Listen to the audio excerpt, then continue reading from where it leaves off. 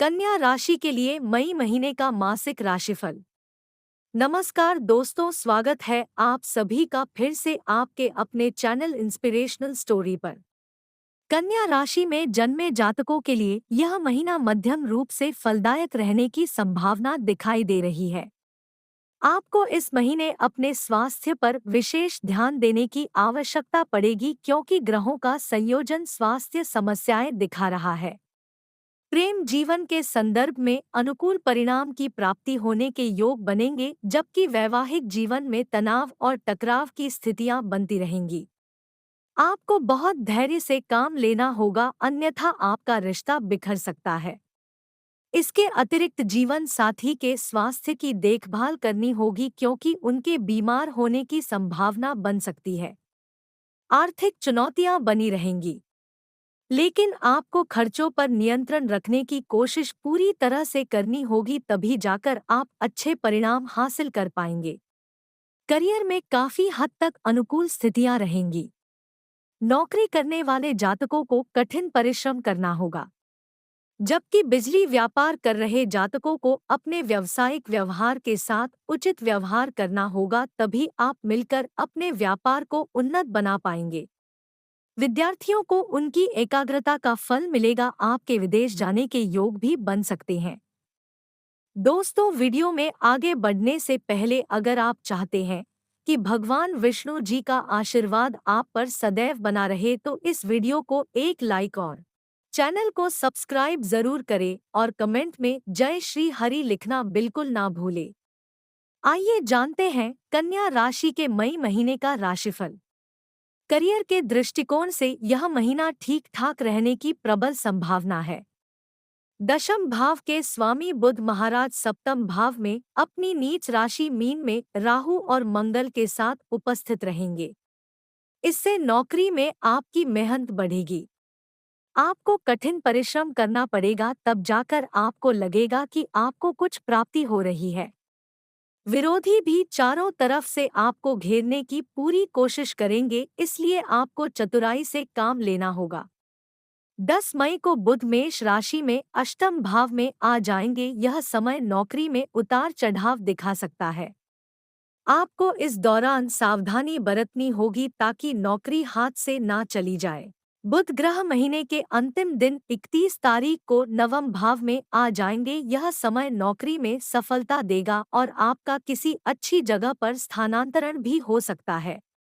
छठे भाव के स्वामी शनि महाराज पूरे महीने छठे भाव में ही रहेंगे, जिससे आप कठिन परिश्रम करने से पीछे नहीं हटेंगे और इसी के कारण नौकरी में अपनी मजबूत स्थिति को बनाए रख पाएंगे।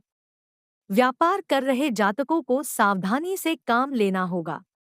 सप्तम भाव में राहु, मंगल और बुध एक साथ विराजमान है और आपकी राशि में केतु महाराज की उपस्थिति पूरे महीने बनी रहने वाली है। इससे व्यापार में उथल-पुथल हो सकती है। आपके संबंध आपके व्यावसायिक साझेदार से बिगड़ सकते हैं।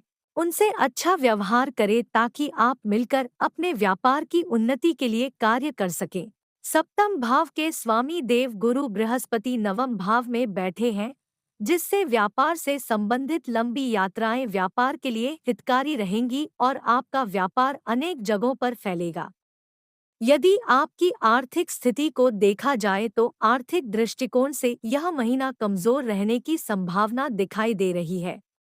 छठे भाव में शनि महाराज, सप्तम भाव में राहु, मंगल और बुध तथा अष्टम भाव में शुक्र और बृहस्पति के विराजमान होने के कारण आर्थिक चुनौतियां आपका इंतजार करेंगी। आपके खर्चे बेतहाशा रूप से बढ़ेंगे, जिन पर नियंत्रण रखना आपके वश के बाहर होगा। फिर भी आपको निरंतर प्रयास करना होगा क्योंकि आमदनी बहुत सामान्य रहेगी।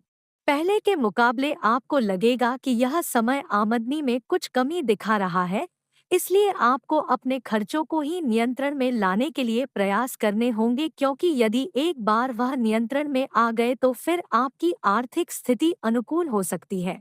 दूसरे भाव के स्वामी शुक्र महाराज महीने की शुरुआत में अष्टम भाव में रहेंगे, जिससे आप गुप्त माध्यमों पर धन व्यय करेंगे और उससे अपने लिए सुख ढूंढने की कोशिश करेंगे।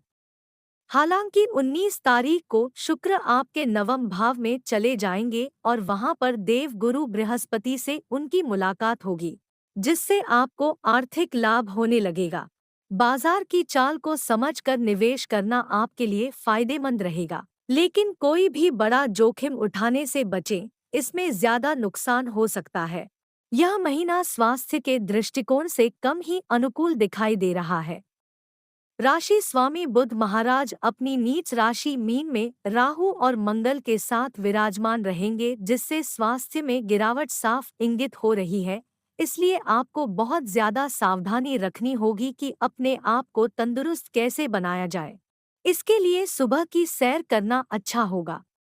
त्वचा संबंधित समस्याएं, रक्त से संबंधित समस्याएं आपको परेशान कर सकती हैं।